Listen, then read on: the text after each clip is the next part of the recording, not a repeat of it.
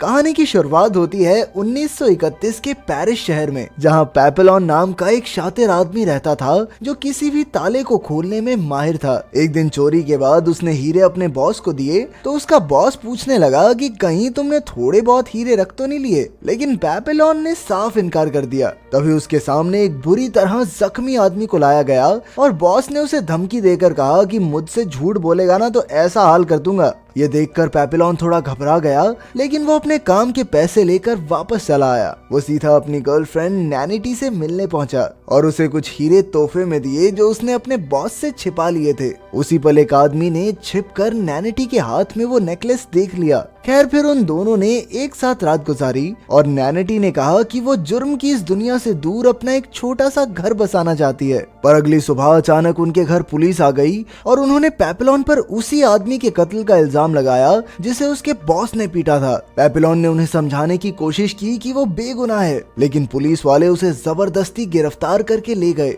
पेपेलॉन समझ गया था कि ये पुलिस वाले उसकी कोई बात नहीं सुनेंगे, इसीलिए उसे इस जेल से भागना ही होगा। इसके बाद पेपेलॉन ने जूलॉट नाम के एक कैदी से दोस्ती की। जूलॉट ने उसे बताया कि यहाँ से भागने के लिए बहुत सारे पैसों की जरूरत है। फिर उसने डेगा नाम के कैदी की तरफ इशारा करके कहा कि ये तुम्हारी मदद कर सकता है। असल में डेगा के पास बहुत पैसा था, लेकिन फिर एक दिन वो नकली नोट बनाता पकड़ा गया। खैर फिर सभी कैदियों को कश्ती के जरिए पीनल कॉलोनी नाम की एक जेल में भेज दिया गया। जब रात हुई तो पेपेलॉन ने डेगा से कहा कि मैं पैसों के बदले में जेल में तुम्हारी सुरक्षा कर सकता हूँ, लेकिन डेगा ने उसका ऑफर ठुकरा दिया। उस रात सोते समय डेगा ने देखा कि किसी ने उसके साथ सो रहे कैदी का बेरहमी से कत्ल कर दिया, क्योंकि उसने अपने पेट में पैसे छिपा रखे थे। ये देखकर डेगा बुरी तरह डर गया और अगली सुबह उसने पेपेलॉन की शर्त मान ली। शर्त के मुताबिक पेपेलॉन डेगा की सुरक्षा सिर्फ तब तक करेगा जब तक वो जेल नहीं पहुंच जाते। असल में डेगा पेपेलॉन के साथ जेल से भागना नहीं चाहता था,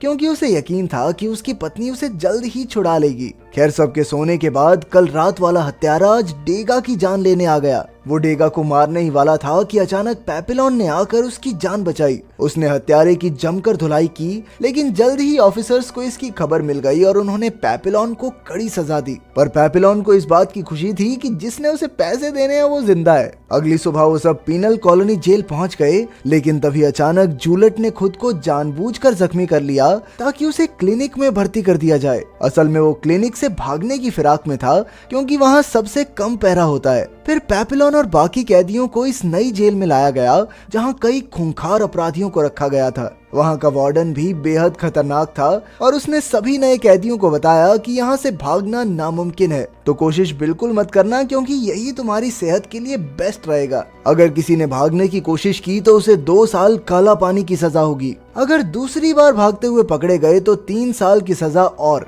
लेकिन जो तीसरी कोशिश करता पकड़ा गया उन्हें डेविल्स आइलैंड नाम की एक जेल में भेज दिया जाएगा, जहां रहकर हर इंसान पागल हो जाता है। और तो और अगर किसी ने कोई कत्ल किया तो सबके सामने उसका सर धड़ से अलग कर दिया जाएगा। इसके बाद सभी कैदियों को पत्थर उठाने का काम मिला। कुछ दिन बाद पेपेलॉन की मुलाकात एक कश्ती वाले से हुई। पेपेलॉन ने उसे कश्ती के बदले ढेर सारा पैसा देने का वादा किया और वो मान भी गया। उसने पेपेलॉन को अगली रात किनारे पर मिलने को कहा। तभी अचानक एक खूंखार कैदी को इस प्लान की भनक लग गई और उसने पैसों के लिए डेगा पर हमला कर दिया। पर इस बार भी पेपेलॉन ने उस कैदी को धूल चटाकर डेगा की जान बचाई। ये सब देखकर डेगा को एहसास हो गया कि पेपेलॉन के बिना तो वो यहाँ एक दिन भी जिंदा नहीं बच पाएगा। अब उसके पास कोई और चारा नहीं था, इसीलिए उसने भी पेपेलॉन के साथ भागने का फैसला किया। फिर अगली सुबह सभी कैदियों को मैदान में इकट्ठा किया गया। असल में जूलॉट ने भागने की कोशिश में 2 गार्ड्स की हत्या कर दी थी। कुछ ही पलों में उसका सर धड़ से अलग करके उसे मौत के घाट उतार दिया गया।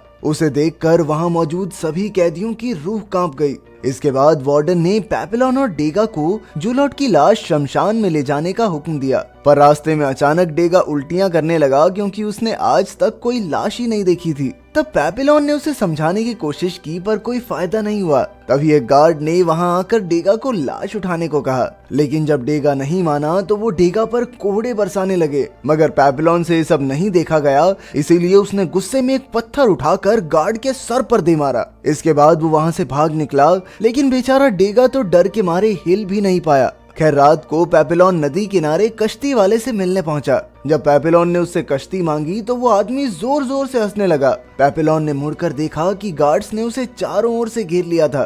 तब ये खुलासा होता है कि ये बोट वाला आदमी ही वार्डन को भागने वालों की खबर देता था और इसके बदले में उसे काफी सारे पैसे भी मिलते थे। जल्द ही पेपिलोन को जेल में वापस लाया गया। वहाँ वार्डन ने बताया कि जिस गार्ड को उसने पत्थर से मारा था वो जिंदा बच गया है, इसलिए पेपिलोन को मौत की सजा तो नहीं होगी, लेकिन भागने के जुर्म में अब उसे दूसरे टापू पर काला पानी की सजा काटनी होगी। जब पेपिलोन वहाँ पहुँचा तो वहाँ का माहौल देखकर उसकी रूह कांप गई। पिछली जेल में कम से कम कैदी इधर उधर घूमकर एक दूसरे से बातें तो कर सकते थे, लेकिन यहाँ उसे एक छोटे से कमरे में बंद रहना होगा, वो भी बिना कोई आवाज किए। यहाँ तक कि इस जेल में तो खुद से बात करना भी एक गुनाह था। इसके अलावा उसे खाने के नाम पर सिर्फ एक बेकार सा सूप मिलता था। लेकिन एक दिन अचानक खाने में उसे एक नारियल मिला। उसके अंदर एक कागज का टुकड़ा भी था जिस पर लिखा था कि अब से उसे रोज नारियल मिलेंगे। पेपिलोन समझ गया कि ये जरूर डेगा की तरफ से हैं। इसी तरह कुछ हफ्ते बीत गए, लेकिन जल्द ही वार्डन को इसकी भनक लग गई और उसने गुस्से में उस गार्ड को मार डाला जो पेपिलोन को खाना देने जाता था। इसके बाद उसने पेपिलोन से पूछा कि इसके पीछे किसका हाथ है, लेकिन पेपिलोन ने कोई जवाब नहीं दिया। तब वार्डन ने गुस्से में कहा कि अब से उसे आधा कटोरा सूप ही मिलेगा। इसी तरह 1 महीना बीत गया और अब खाने की कमी की वजह से पेपिलोन सूख कर कांटा हो गया था। एक दिन वार्डन अचानक उसके लिए स्वादिष्ट खाना लेकर आया और उसे नारियल भेजने वाले का नाम पूछा, लेकिन इस बार भी पेपिलोन ने मुंह नहीं खोला। तब गुस्से में आकर वार्डन ने उसे बाकी की सजा अंधेरे में काटने का हुक्म दिया। अब पेपिलोन की हालत बद से बदतर हो गई थी। ना उसे ढंग का खाना मिलता, ना किसी से बात कर सकता, और अब अंधेरे की वजह से तो उसे आसपास की चीजें तक दिखाई नहीं दे रही थी। जल्द ही अकेलेपन और भूख की वजह से उसकी दिमागी हालत बिगड़ने लगी। अब वो इतना कमजोर हो गया कि हिल भी नहीं पा रहा था, इसीलिए उसे हॉस्पिटल ले जाना पड़ा। इत्तेफाक से डेगा भी अब उसी जेल में काम करने लगा था। पिछले 1 साल में उसने वार्डन का भरोसा भी पूरी तरह जीत लिया था। एक दिन डेगा पेपिलोन से मिलने आया और तब उसे पता चला कि पेपिलोन तो बस पागल होने का नाटक कर रहा था। वो जानता था कि इस तरह वो आम जेल में वापस लौट सकता है। इसके बाद वो दोबारा से जेल से भागने का प्लान बनाने लगे, पर इस बार उन्होंने 2 और कैदियों की मदद लेने का फैसला किया। पेपिलोन ने सिलियर नाम के कैदी को चुना जो काफी हट्टा कट्टा था, और डेगा ने चुना मैचुरेट को जिसे अक्सर सभी परेशान करते थे। अब डेगा ने अपने सारे पैसे सिलियर को दिए जिससे उसने कश्ती खरीदी। फिर अगली रात जब सबको फिल्म दिखाई जा रही थी तभी उन चारों ने भागने का फैसला किया। हालांकि डेगा को काफी डर लग रहा था, लेकिन पेपिलोन ने उसे समझाया कि यही उनका आखिरी मौका है। इसके बाद डेगा प्लान के मुताबिक फिल्म देख रहे ऑफिसर्स को शराब देने पहुंचा। उसने बड़ी चालाकी से शराब में नशे की गोली मिला दी और फिर मेन दरवाजे की चाबी चुराने के मौके का इंतजार करने लगा। दूसरी ओर पेपिलोन अपने बाकी साथियों के साथ डेगा के आने का इंतजार कर रहा था, लेकिन अचानक से जोरदार बारिश शुरू हो गई। तभी लाइट चली गई और सिलियर ने कहा कि उन्हें अभी भाग जाना चाहिए, लेकिन पेपिलोन अपने दोस्त डेगा के बिना कहीं जाने को तैयार नहीं था। खुशकिस्मती से डेगा उसी पल चाबियां लेकर आ गया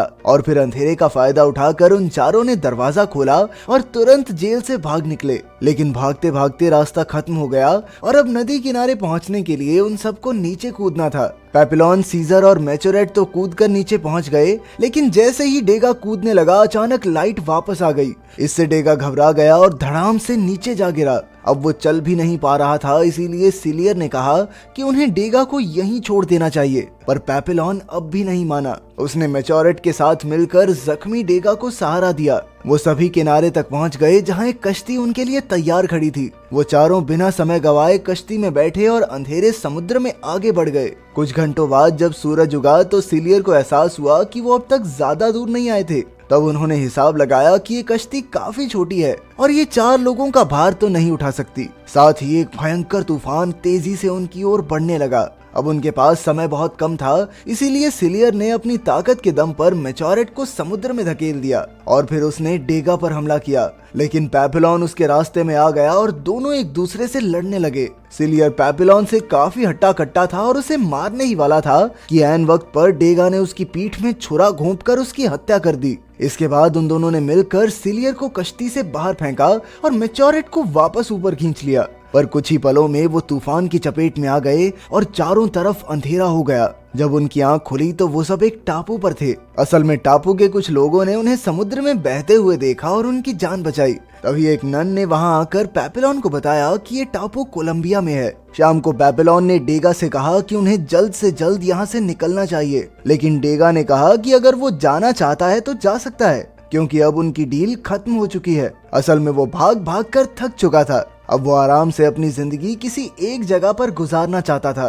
फिर पेपेलॉन मैच्योरेट के पास गया, लेकिन वो भी टापू की लड़कियों पर लट्टू हो गया था। आखिरकार पेपेलॉन ने अकेले ही वहां से निकलने का फैसला किया, पर तभी अचानक उसकी नजर कुछ ऑफिसर्स पर पड़ी और वो समझ गया कि उस चालाक नन ने उनकी खबर पुलिस को दे दी है। अब पेपेलॉन ने फटाफट जाकर डेगा को उठाया, लेकिन उसी पल ऑफिसर्स ने उन्हें पकड़ लिया। तभी उन्होंने मैच्योरेट को पकड़कर गोली मार दी और आखिरकार पेपेलॉन और डेगा को गिरफ्तार करके एक बार फिर से जेल भेज दिया गया। इसके 5 साल बाद हम देखते हैं कि पेपेलॉन ने काला पानी की सजा पूरी कर ली थी और अब उसे डेविल्स आइलैंड जेल में भेजा जा रहा था। लेकिन वहां जाकर पेपेलॉन हैरान रह गया, क्योंकि डेगा भी वहीं कैद था। असल में उसने ऑफिसर्स की शराब में नशा मिलाया था, इसीलिए उसे तो पहले ही डेविल्स आइलैंड भेज दिया गया था। एक दूसरे को पूरे 5 साल बाद देखकर वो दोनों काफी खुश हुए। फिर शाम को दोनों समुद्र किनारे बैठे थे कि पेपेलॉन को एक आइडिया आया। उसने डेगा से कहा कि अगर वो एक छोटी सी राफ्ट बनाए तो समुद्र की लहरें खुद ब खुद उन्हें दूसरे छोर तक ले जाएंगी।